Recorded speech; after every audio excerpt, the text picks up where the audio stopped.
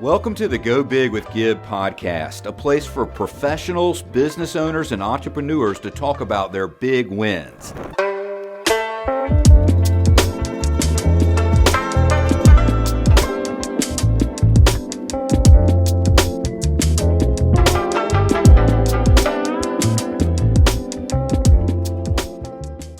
Hey, Adrian, happy to have you on the show today. Great to have you here.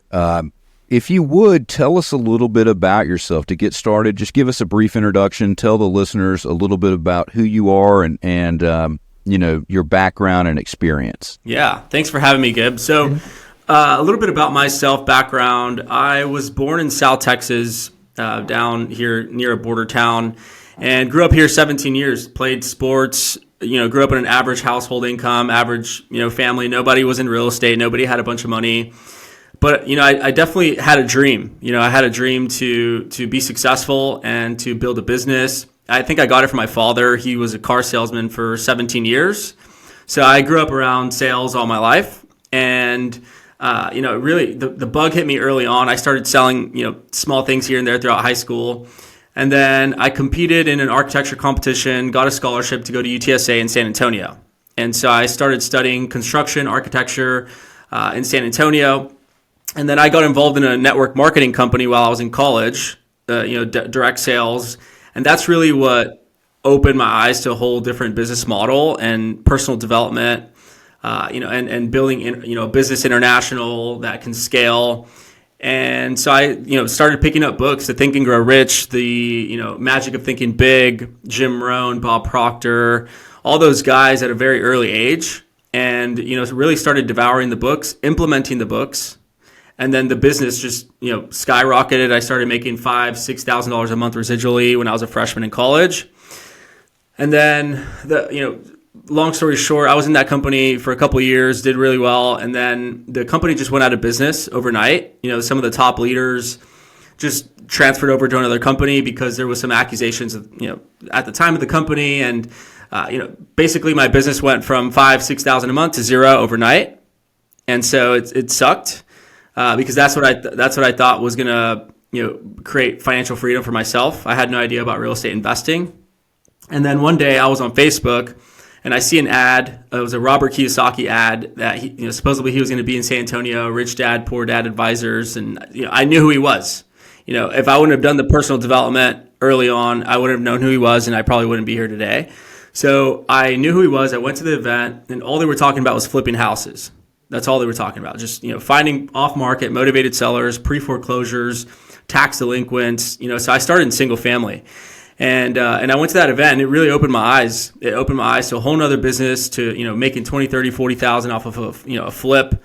And so I started meeting people in the room and shaking hands. And, shortly thereafter, I found a mentor. I found someone who was willing to teach me. And I basically worked for free for him. I worked for free to learn the business. And I did that for about a year and a half until he saw enough value in me to include me in the company meetings.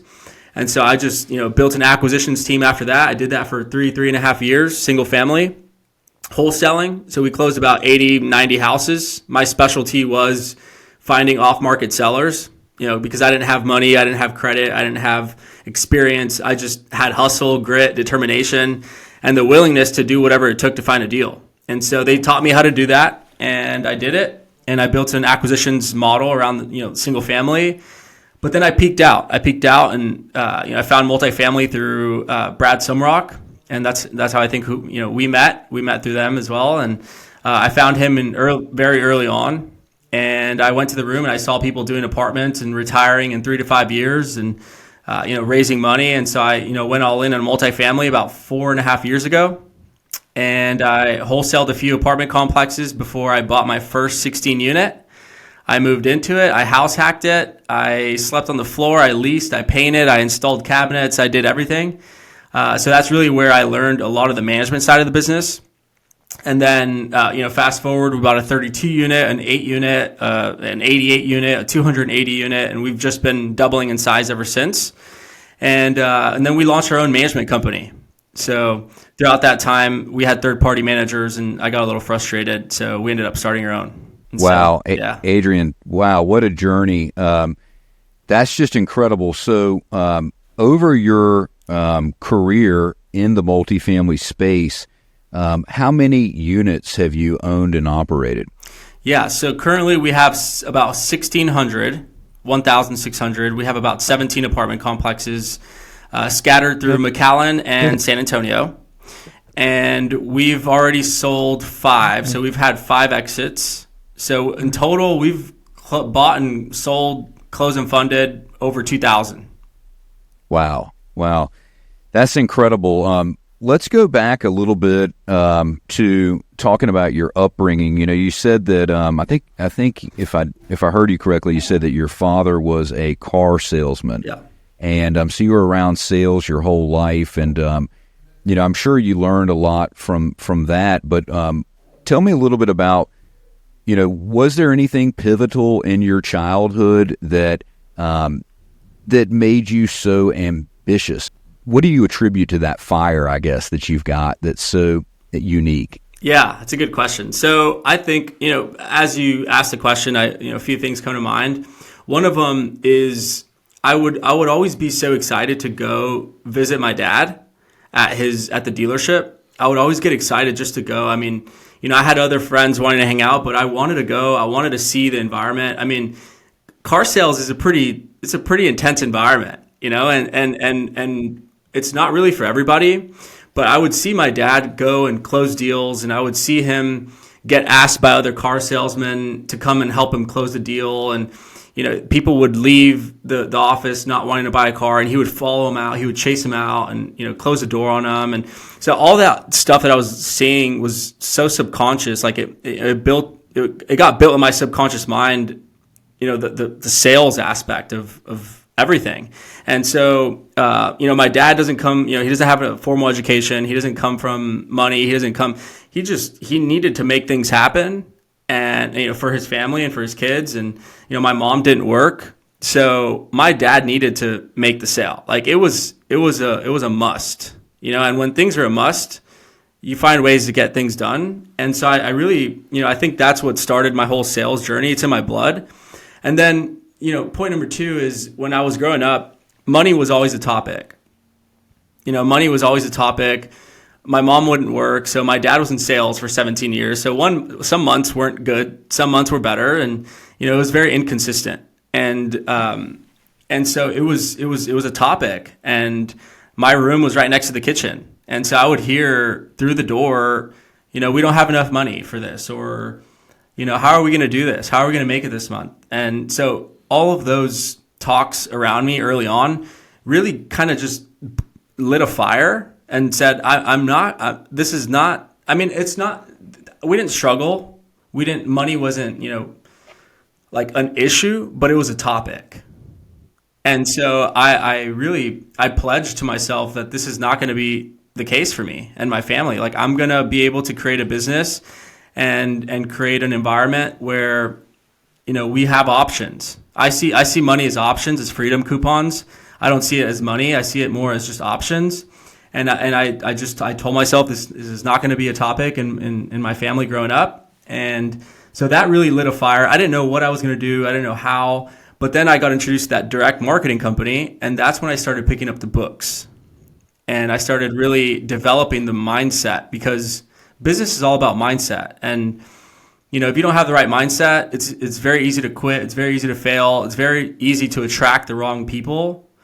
And so if you really focus on the mindset and the education and the law of attraction, and, you know, you are who you surround yourself with, and you are what you think about most of the time. Like, if you really truly understand that and learn it, I found that I was capable of one, you know, selling my way to building a business, and 2, allowing money not to be a topic anymore. And so I really devoured these books, and that was a huge shift. And so when I found real estate investing, when I found the meetups in San Antonio, I was already developed. I was fired up.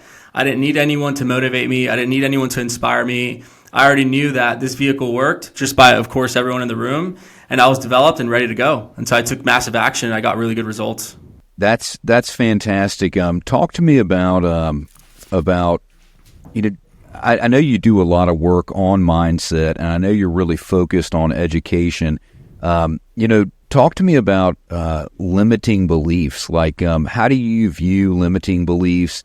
How do you overcome them? Do you have any like feedback or from your own experience in terms of tackling those types of things? Yeah, so I've had a lot of those early on, especially in multifamily.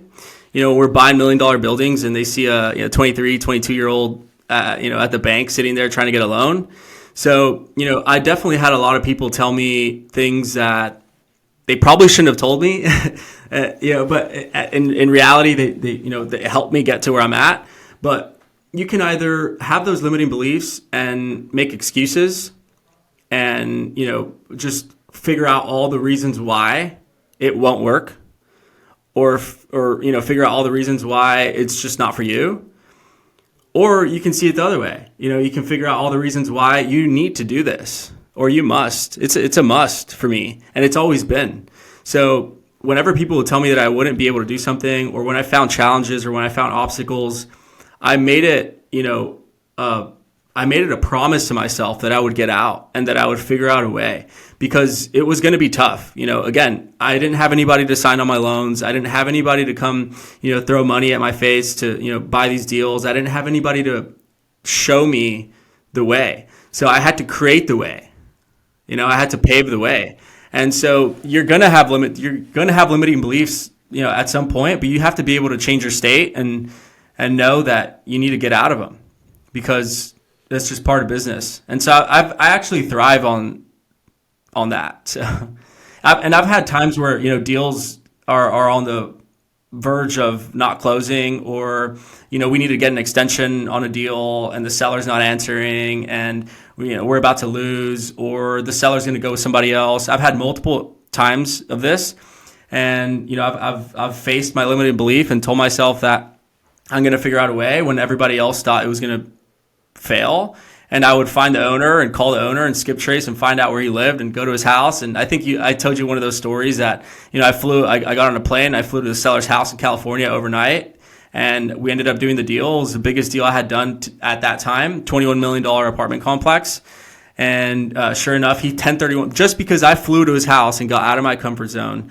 I flew to his house, we bought his deal, and then he 1031 into another 240 unit apartment complex and gave us 20%.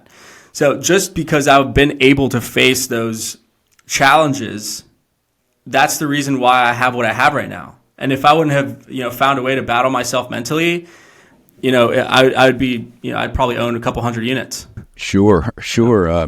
Yeah, a lot of people will, concede at that point, and it seems like you've refused to concede. Whether the deal is going to be consummated or not, you're gonna fight it down to the very end, and not give up on it. Let's talk a little bit about why you chose multifamily. You mentioned earlier that you started out with, I think you said, wholesaling and house hacking, and you mentioned a couple of different things. There's so many different ways to make money in real estate, but you eventually said that you peaked out and you realized that in order to scale, you needed to do something different. And now you've been focused on multifamily for a long period of time. Why multifamily, and how do you feel about the multifamily niche going forward? Like, we're here in 2024. I'd be interested to hear what you see on the horizon coming up. But how did you get here in the first place? Yeah, so single family. So go back to direct marketing. When I was in the direct marketing company, the dream was to build a business, an international business, people ordering product, traveling the world, making money residually, during my sleep, wherever I'm at in the world, with whoever I'm at, wherever I'm at. Like, that idea of freedom, really got implanted in my head in that direct marketing company. And then so when I found real estate and I found single family, I found a way to make, 20, 30,000 per flip, 10,000, 5,000, 15,000 per flip, but it wasn't residual. I had to go out and look for that next house. I had to fly all over town to go check out houses in different zip codes. I had to constantly be, it was very transactional. it was a high paying job. We were making money, but it wasn't scalable, and it wasn't going to allow me to have that vision that I had in direct marketing. And so when I found multifamily 4 years later, that vision came back, and I said, this is how I'm going to scale, and this is how I'm going to build wealth, because single family was making me rich. It wasn't making me wealthy. And so when I found apartments and I found out different people retiring and building passive income and building their personal financial statement and their net worth and all of that, like all of that just really clicked for me. And I said, all right, this is it. And one of my buddies, my business partner now, he ended up wholesaling a 24-unit apartment complex in San Antonio and made close to $300,000 on just one flip. And that just like was a huge time machine for me, because I didn't know how many houses was I going to have to flip to make that kind of money. And so, I fell in love with the idea of going bigger and scale and, rental properties and the tax benefits behind it. And then how you can implement, management and have someone else do all the dirty work for you. And so it just really made so much sense. And my first year in apartments, we bought 100 units. And I was like, this is it. This is exactly what I'm looking for. And since then, I've been able to travel to 15 countries. I've been able to scuba dive in some of the most tropical locations in the world. I've been able to hang out with my family whenever I want to, whenever I choose to. I can go to my niece and nephew's games if I want to. I can just close a computer if I want to. I can just not take a phone call. So I have freedom and options now. With just 4.5 years in the multifamily business. So I'm super excited to answer your next questions. I'm super excited what's coming forward, because our plan is to double in size the next 3 to 5 years to get to 10,000 units and build a huge fund. And I do think that there's a lot of opportunity coming in multifamily, because there's going to be a lot of blood on the streets, as we all know, for the people who had some floating rate debt and some deals they just couldn't manage. They're going to start coming out towards the end of the year, I think, and they're already starting to. But I think right now is a good time to buy and get ready, and then just continue to ride out the wave and take advantage of the situation. So I'm super excited for what's to come. Yeah, that's a great goal. I like the specific nature of the goal that you talked about doubling size. 10,000 doors. That's a huge demarcation point. When you get over 10,000 doors, in our industry, that's a huge number. What markets are you focused on right now? I know that you've got a really big presence in San Antonio and McAllen. Are there other areas that you're looking at as well? Yeah. So San Antonio, McAllen is still, some of our forefront cities that we're looking in. McAllen is growing a lot towards Brownsville. So where SpaceX is at, where the South Padre Island is at, that whole corridor is growing a lot. So we definitely want to take advantage of that. Of course, between San Antonio and Austin, so the New Braunfels, Kyle, Tyler, all that I-35 corridor, it's also growing there. So we're going to be targeting some opportunities there. Austin, Dallas, Houston, of course, those are the major markets. I'm not trying to go outside of Texas right now, because I do feel that there's a lot of opportunity in Texas. So I don't want to spread our sales team too thin.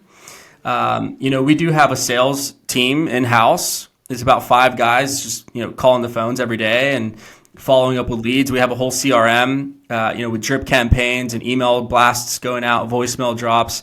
And we're targeting owners. We're targeting and skip tracing apartment owners. And we are getting a hold of a lot of these owners. And so, we're super excited because they're open to selling. They're open to negotiating. They understand that there's price cuts, because of rates. And so we're just staying in the forefront of them. And we have a whole operation behind the scenes. Yeah. So let's talk a little bit about skip tracing. So for the listeners that may not know what that means, what is skip tracing? Yeah. So when you pull a list, for example, someone wanted to start buying apartments, they're going to pull a list or call a broker, right? They're either going to play offense or they're going to wait for deals to get into their inbox. And, I think early on, being young in the business, I kind of shied away from having people send me deals because, again, it's just, it's a little bit more challenging to get people to, think you're serious about buying multi-million-dollar buildings.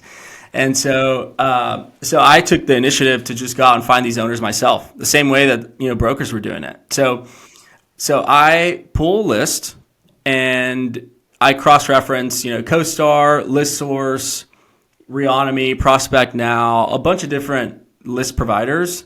I pull a list in certain markets, 3 to 4 markets, and then I get the information back.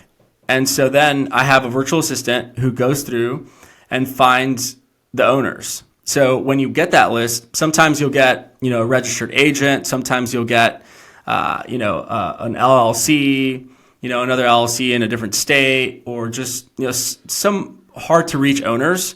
And you don't want to be spending marketing dollars on the list that you get initially, because you're just going to spend a lot of money. You're not going to hit the right people. You're not going to hit the decision makers. And so you have to take it a couple steps further. And so with, the bigger the building, the more LLCs, and then you have an LP, and then you have, different companies that are owners of that building. So you have to go through, and luckily Texas has a public database where you can go and find the LLC owners. And then we'll go into to that database and then find first name, last name, and then their mailing address. And so that mailing address, I will upload it to our CRM, and then they'll get mailers, they'll get postcards. And then once I have their mailing address and their first and last name, the owner of the LLC that owns the apartment buildings, then I can send it to another skip tracer that I have to pull a cell phone number. So if I were to just give him the LLC name and the address, very likely he's going to give me some bad phone numbers. So I have to take it a couple steps further to get me a first and last name and a mailing address, to then pull a cell phone number. And then my hit rates on that, if I have their first and last name, are about 90%. So 90% of the time I'm getting their cell phone number, and then I have my cold callers calling. And then if it's a good lead, then I'll take the phone from there. Wow. So what is the phone call? Walk me through that a little bit. So does the cold caller, do they pick up the phone and say, hey, are you interested in selling? Is it as simple as that? And then if there's interest, they put the person through to you? Yeah. So what I tell my guys is it's a relationship, so make sure you're going first, building a relationship, because these apartment owners, they're savvy. They're not single family owners, that don't know anything. They're savvy owners. They're very likely millionaires. They're very likely involved in some circles, some powerful circles, or just know about money. And so, their time is valuable, and they're not, you have to approach them a little bit differently. So I tell them to think about it as a relationship. So you're calling and you're letting them know what we do. You're letting them know that, sorry, this call's out of the blue, that we're just calling a few owners in the area because, we're also owners in the area, and we're looking to acquire another 1,000 units in the next 30 to 60 days. We have a fund that we're launching, and, we're, curious to see if you've ever thought about selling. And so it's more of, I guess every conversation is different, but the idea, if you're teaching your guys to go into it as a relationship, just let them know you, tell them who you are, tell them what kind of value you bring to the community. It's a little bit of a different approach, but then sometimes you get owners like, what do you want? Like you have me on the phone. What do you want? And that's when it's like, okay, look, I found your phone number. I found your, property. The properties that you own are exactly what we buy. So I'm super curious to see if you've ever entertained an offer, if you've ever been interested in entertaining an offer before.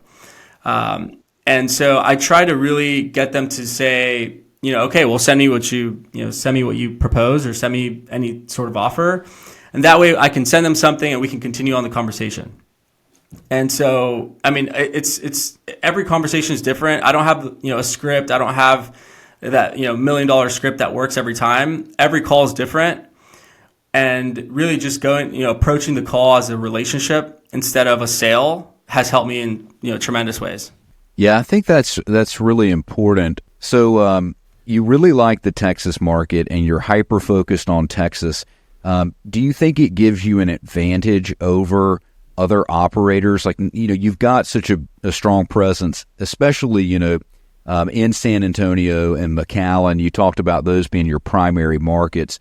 Do you feel like you have an advantage over other potential operators that want to come into that area just because of your hyper-focus and knowledge of the area? Yeah, I definitely do. And another advantage is that we're vertically integrated. So my team provides amazing feedback always. And it's very competitive when you're competing against someone like us who is in the market, has a team in the market, has leasing agents in the market, has vendors in the market. We have everything.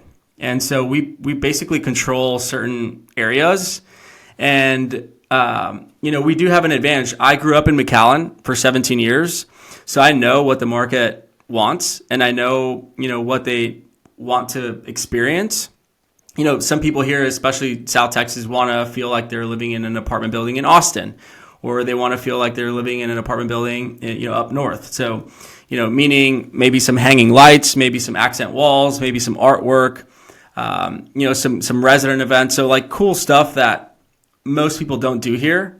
We implement them. And then I always get feedback from my managers, because they're the ones showing the units. They're the ones, showing the units, getting the prospective tenants in, and, seeing where their eyes go. Do their eyes go to the kitchen? Do they go to the range hood? Do they go to the floor? Do they go to the light fixture? Do they go to the ceiling fans, to the bathtubs? Like, where is their vision going as they're walking in? And I always ask for this feedback. And then I choose, right? Maybe I don't need to spend, $100 on a light fixture. Maybe I can just put a flush mount, $10, $20 flush mount, bright, on Amazon, instead of installing a $100 light fixture. And then maybe I can spend that money on a nicer shower head, or, refinishing the tub, or investing in flooring, or refinishing the countertop. So different things. I change up a lot because, again, I get the feedback from my management company, and that really gives us an advantage. We also, cut costs with vendors. My AC guys, they service, 1,000 units here in McAllen. So I'm able to, negotiate with them. I'm able to control pricing, as well as like electricians and flooring guys. They're even, willing to hold net payables for 30, 60, 90 days. So, I can be very, very flexible. So that makes me dangerous in certain markets. And so we do plan on scaling into others and being dangerous as well in other cities. Yeah, no, that's fantastic. Now, for how long, Adrian, have you been vertically integrated? Has that been something that was from inception, or did that come about later in your journey? Yeah, so it was not from inception. We had to hire third-party management companies because the lender, again, we didn't have experience in multifamily, so they kind of forced us to have a third-party management company, and so we hired them, paid them 8%. It was about 50 units at the time, and I was still doing a lot of the work. I was still on top of everything. There was units vacant that weren't being shown, that weren't rent ready, that weren't clean, that weren't smelling good, that maybe had older appliances, and just weren't taking initiative to get these units leased. And so I would have to come in and lease them, and I would lease them, and then I would take them the money and take them the lease, and they would upload it to the portal, and we had a leak, and I would find the guy faster than them. And, I was just so much more invested in the execution of our business plan because, again, it was a must for me. Like, it was a must. I had to make this deal successful. It was my first one, second one. This is what's going to set the tone for, the rest of my career in this industry. So I wasn't going to let a third party management company dictate that for me. And so we ended up firing them, and then we hired another one thinking that they were going to be much better, but they were cheaper, but they still weren't much better. I was still doing, everything. I was just so much more vested. I know for a fact that I was going to sleep. I was the only one going to sleep. Me and my business partner were the only ones going to sleep at night thinking about our vacant units. I know for a fact. So I just got frustrated, and so we bought another complex. It was about 80 units then, and I called my business partner and I said, hey, I'm going to fire these guys and we're going to start our own company. Like, this is, there's no reason why we're going to keep paying management fees, with someone who's not doing what we need them to do, because it's not just about collecting rent. It's not just about, fixing maintenance issues and work orders. It's about squeezing, like maximizing the value of the apartment building.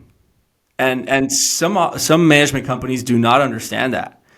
And I mean, that's the business we're in. I'm not in the business of collecting rents. I'm in the business of, exponentially increasing the value of the apartment complex, whether it's through rents, other income, pet fees, pet rent, late fees, all sort of anything income related that I can, improve in the property. I'm going to do it, and I'm going to be thinking about it. And then as far as expenses, how can we cut costs here? How can we avoid, this cost in the future? How can we mitigate, the ACs going out in the future? Like, I was always constantly on top of all that. And so I just said, hey, we don't know it all, but we're going to figure it out. Do you trust me? Yes. I trust you. Yes. Are we going to do whatever it takes? Yes. And we launched 210 Management. And we've been managing units, about 1,600 units ever since 3.5 years ago. And we've grown. We started with 1 employee. We started with a leasing agent, and now we have 35 employees helping us. We have a district manager. We have a regional. We have area managers. We have leasing agents, virtual assistants, accounting team. We have the whole 9 yards now. So. Let me ask you about that. So, I know you have a business partner that you work with. Yep. Between the two of you, is there one of you that's more responsible for the hiring and firing? Whose plate does that fall on between the two of you? So in the beginning, it was more on me. I was I still am good at online marketing, running ads, following up with people. I mean, working very early, very late. I mean, I'm all about that. So, hiring people, it takes time, it takes energy, it takes being available, interviewing and asking the right questions. And so I did a lot of that in the beginning. My business partner handles a lot of analysis, financials, numbers. He's an engineer by trade. So he's the analytical contracts, he'll redline contracts faster than me. And I'm the sales guy. I'm the business development. I'm the sales guy. I'm the team culture building, whatever it takes, go close this owner, go raise money. We both kind of do a little bit of the same thing, but we understand our strengths and weaknesses, and we make sure to focus on what we're good at. And it's a good dynamic. No, that's great to have a business partner that you really click with, and you have, different skill sets, that are complementary of each other. Yeah. Building a big team like that, what kind of hiring criteria do you look at in building a big team like that? Because, my experience from building multiple businesses, but, my law firm in particular, is that, the bigger the law firm gets, the harder it is to manage it.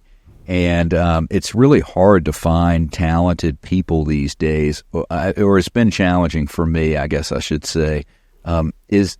What kind of hiring criteria do you use, and how are you going about finding people? And if that's more on your partner's side, we can punt that one. But do you have any thoughts on that? Yeah. So now our district manager does a lot of the hiring, but she still involves me because she likes my opinion and she trusts, my gut. I feel I can read energy pretty good. I can, read people's auras and see what their true intentions are. Because of personal development, I truly believe that. So I think, when it comes to hiring, some of the most important things that I look at is, are you willing? Are you willing and are you capable of handling what I'm about to give you, right? I think those two are very important metrics to try to look for in a person, because if they're willing to learn, then that already helps you understand that, hey, you can at least teach this person and you can at least have some patience and they're going to be willing to learn it. But another thing that I look at is, taking ownership of things.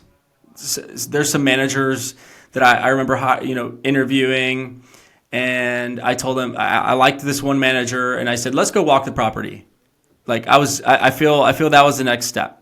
And the property was close by, so we wanted to go walk around the property. And she already started saying, I'm going to do this, and, we should do this. And, she started pointing around, walking with ownership, walking with authority, straight, confident. not nervous, not scared. She didn't have much property management experience. She was an assistant property manager, but she was ready for that next jump. And so, ownership and initiative and, being resourceful too. I always tell my team, the best skill you can have is to be resourceful, because, if you truly are resourceful, then you're relying on yourself 100%. Like, you don't need anybody else's opinion or help or advice to be successful, and just figure it out. Like, try your best to figure it out. If you can bring me 3 or 4 different options, and then, 3 or 4 different reasons why you chose those options, that tells me that this person is willing to figure things out. And that to me is an asset for the company, because I don't want to be the only one creating solutions for problems. If my team can help me create solutions for problems, that's a win-win. Yeah, I love that.